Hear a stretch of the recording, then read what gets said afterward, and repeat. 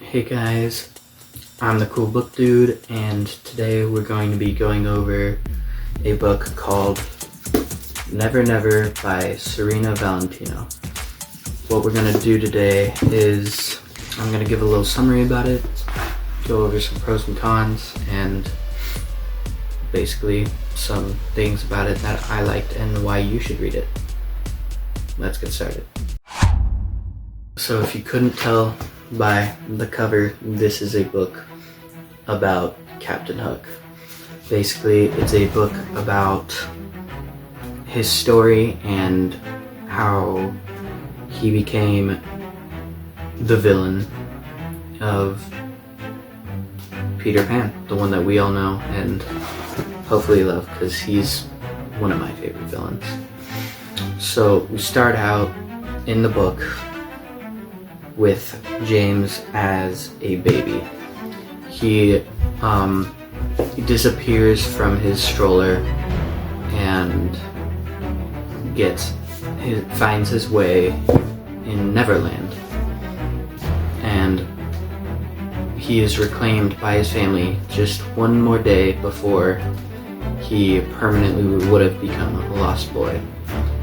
Now he keeps these memories all throughout his life. He never forgets them, and he spends his entire life in London wishing that he could be back there. He remembers all the fun times that he had, and he wishes that he could go back. So he spends his life learning about pirates and hoping to be one himself. So eventually, as he grows up, he leaves his family and brings along his butler and good friend Smee. He buys a pirate coat and walks into a sailor tavern. And while he's there, he's mingling, he's telling everybody how he wants to be a pirate, and he's kind of nerding out because he has studied pirates pretty much all of his life. He suddenly meets Blackbeard, and Blackbeard is stunned by his knowledge and intrigued at the same time, and offers him a spot on his crew. So now James is a part of a pirate crew. Not only that, he's part of Blackbeard's pirate crew. They go on a couple of adventures, and Blackbeard and him become close friends. Blackbeard eventually asks James to become his first mate.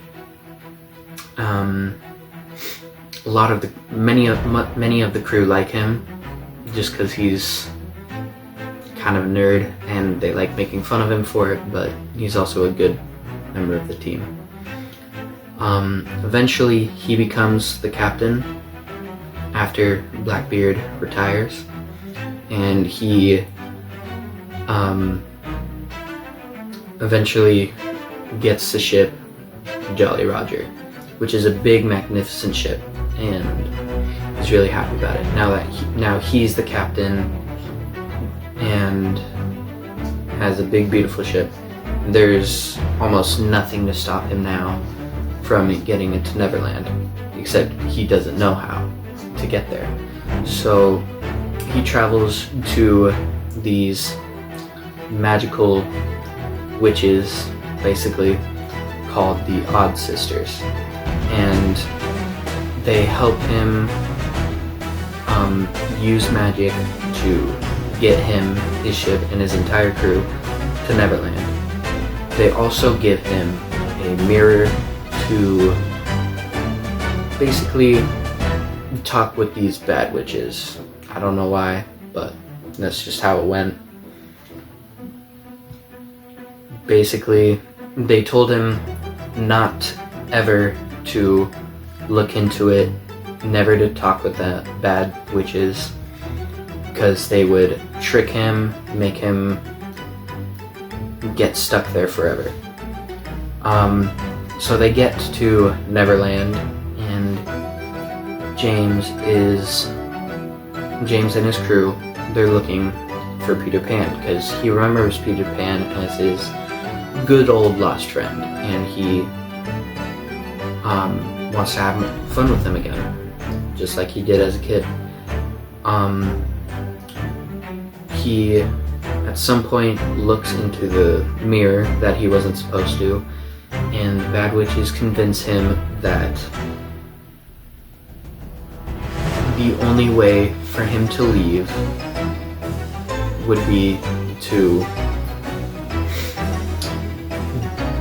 steal Tinkerbell, because she has the magic fairy dust that they would need to get back home, so that Captain Hook could go back home and come back whenever he wanted. Basically, the pirates meet up with the Lost Boys and Peter Pan once again, and the pirates invite him to a feast. Basically what happens is that they're all having a good time, but the food for the Lost Boys and Peter Pan is poisoned, so that puts them to sleep, while they try to take Tinkerbell for her fairy dust, pixie dust. But before they can, Peter Pan suddenly wakes up and battles Captain Hook. So they're sword fighting. Peter Pan chops off James's hand, and it falls into the water and into the mouth of a crocodile. And while running away from this crocodile that now has a insatiable hunger for James's flesh, I guess, the croc swallows a tick-tock clock, and now the croc always has a tick-tock going on inside of him, giving him the name Tick-Tock Croc. James eventually passes out from exhaustion, and the pirates are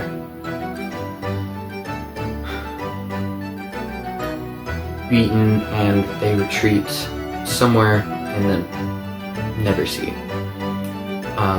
Captain Hook wakes up with his arm missing and a hook there instead of his hand. He's distraught, and he blames the bad witches. As he looks into the mirror again to ask them why they tricked him, they mention that they long ago made a deal with Peter Pan. See, Peter Pan thought that their adventures were getting kind of boring, and he wanted more fun. He wanted a villain to fight, and therefore they brought James, and that's why they helped him and tricked him. So now James Bartholomew is now known as Captain Hook. Okay, so let's start out with the cons of this book. First off, it is the 9th book in a series of villain origin books. So there are parts that are referenced in other books that might not get explained in this one, which is why it might be a little confusing if you haven't read the previous books. So you might not like it if you just chose to read this book alone without any previous knowledge of what happened in the other books. I did, however, read this as a standalone book, and I did enjoy it. I didn't read any of the previous books, and I thought this was pretty cool because Captain Hook is, well, he's personally one of my favorite Disney villains, and I thought it was very interesting to have a take on his origin and his perspective as not just this cruel, evil pirate that wants to kill children. Let's go with the pros now. So, the good thing is, if you haven't read the previous book, there is a kind of a recap at the beginning, and it just kind of starts with that. So that is probably part of the reason why I personally enjoyed it, even without reading the other books that were in the series, just because like it kind of went over what happened originally, and it kind of gave more information of some of the characters that were referenced. So that was cool. Yeah, it makes the later events easier to follow in the book. It's very original, and I really like how Captain Hook is more humanized. Again, we don't see him in this book as the cruel pirate. We see him as this kind of victimized dude that all he really wanted to do was become a Lost Boy again. So that was cool. It's a very innovative story, and I think Serena Valentino did a really good job with this.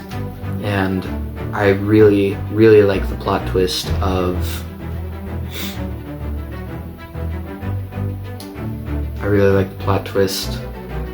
how Peter Pan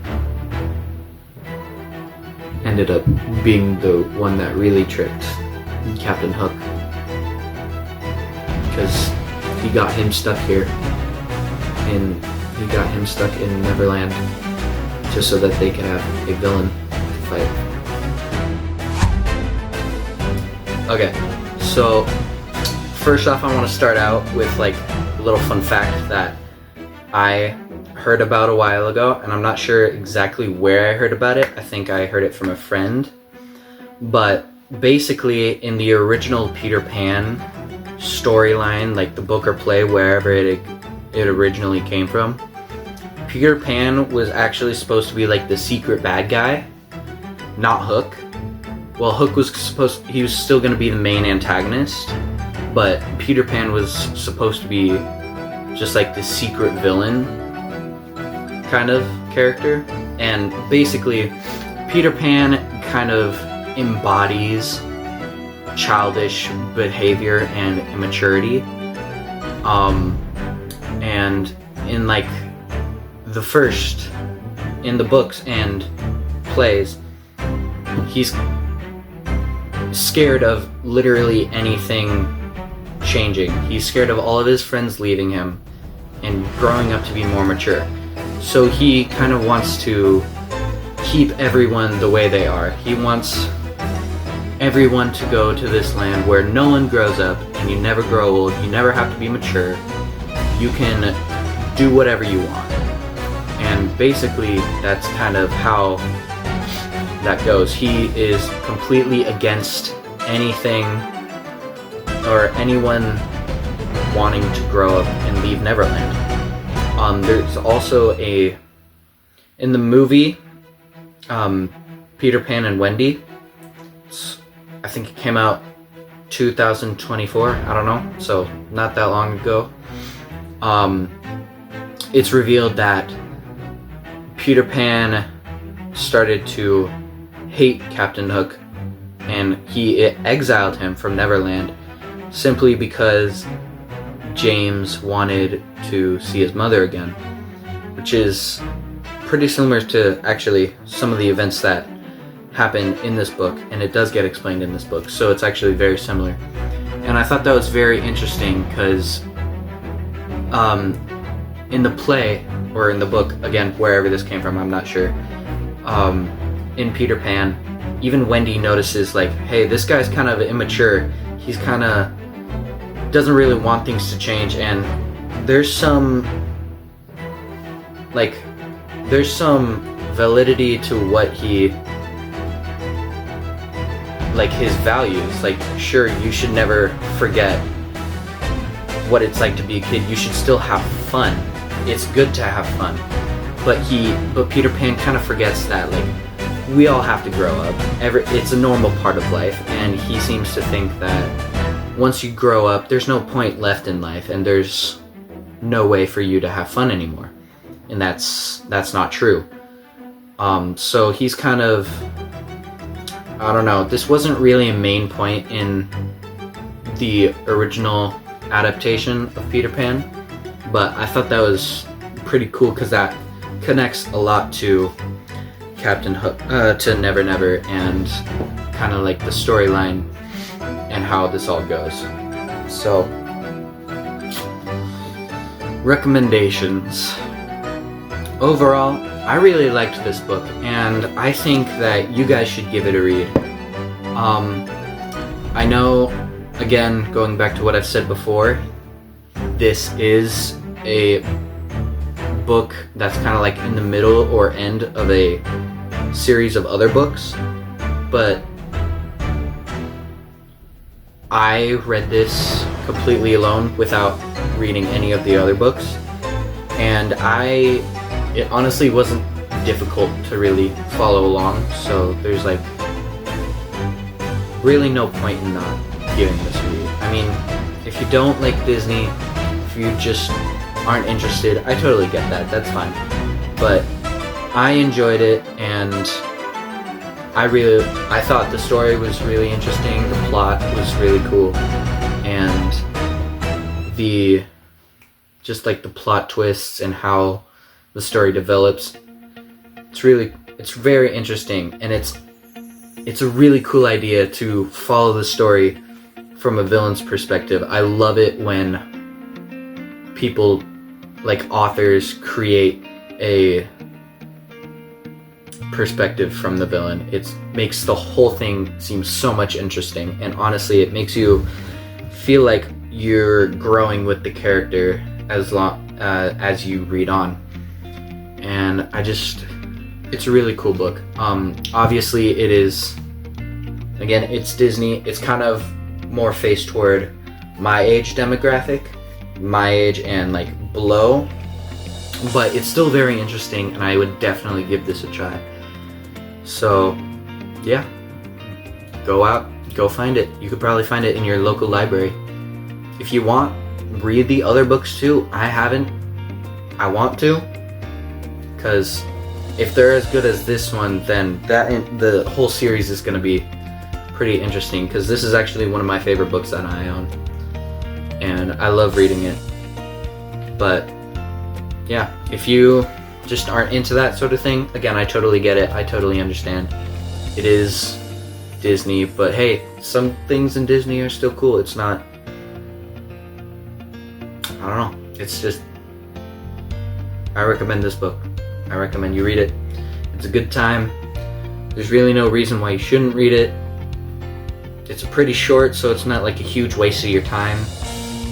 And yeah, it's really cool.